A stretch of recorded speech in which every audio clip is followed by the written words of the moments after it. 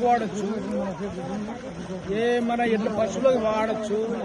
ఇవి వాడితేనే ఎరువు బాగుంటుంది, భూమి బాగుంటుంది, విత్తనం కూడా దిగుబడుతుంది. ఊరియా తగ్గిస్తేనే బాగుంటుంది. ఊరియా తగ్గించకపోతే మాత్రం పెరుగుతుంది. ఊరియా తొందరగా కూలిపోతుండొచ్చు, లేకపోతే రాబోతుండొచ్చు.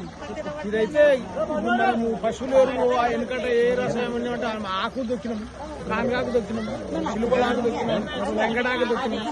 అటువంటివి వాడతలేదు కాబట్టి భూమి ఖరాబ్ అవుతుంది. అందుకనే ఇప్పుడు భూసారం అనేది తగ్గిస్తుంది.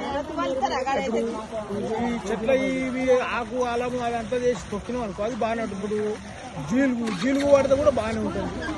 జీలుగు వాడతలేరు. ఏంటంటే జనాలు ఏంటంటే సుఖంగా వాడపడరు.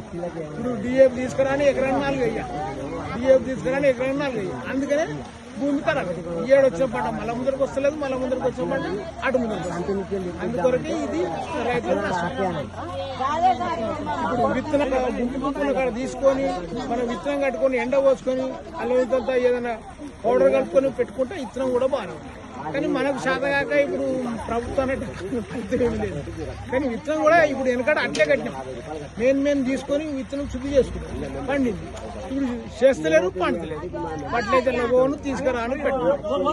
ఇది పద్ధతి ఉన్నది. పద్ధతి అంటే మనకు అల్లుకాలు చూసుకుంటాం. కష్టపడితే ఏదైనా మంచిది, కష్టపడకపోతే మాత్రం ఏదైనా గింటాం. సీడ్ వాళ్ళు మాకు సీడ్ ఇచ్చారు, విత్తనాలు ఫిరి ఇచ్చారు, మాకు ఒకటి స్ప్రేలు ఫిరి ఇచ్చారు. మేము వాళ్ళు చెప్పినట్టు మందులు వేసారు. వాళ్ళు ఎకరానికి 3 డిఏపి ఇవ్వమంటారు. మళ్ళీ నెక్స్ట్ మళ్ళా తర్వాత మళ్ళా 3 వేయమంటారు. 20 వేయమంటారు. 20 తర్వాత మళ్ళీ 28 వేయమంటారు. 3 సార్లు వేయమంటారు. 3 సార్లు అమ్మేసి యూరియా తగ్గించి, యూరియా తగ్గిస్తే ఎందుకంటే బలంగా వస్తుంది. స్ప్రేలు వాళ్ళు 4 సార్లు. ఇప్పుడు పొటాష్, లాస్ట్ పొటాష్ కూడా అది గుజరాత్ పొటాష్ వేయమంటారు, ఎర్రది. ఇది ఆర్గానిక్ పొటాష్ వేయమంటారు. అయితే 4 సార్లు వేస్తేనే అది దిగుబడి వస్తుంది. బెరుకులు 3 సార్లు బెరుకులు తీయాలన్న.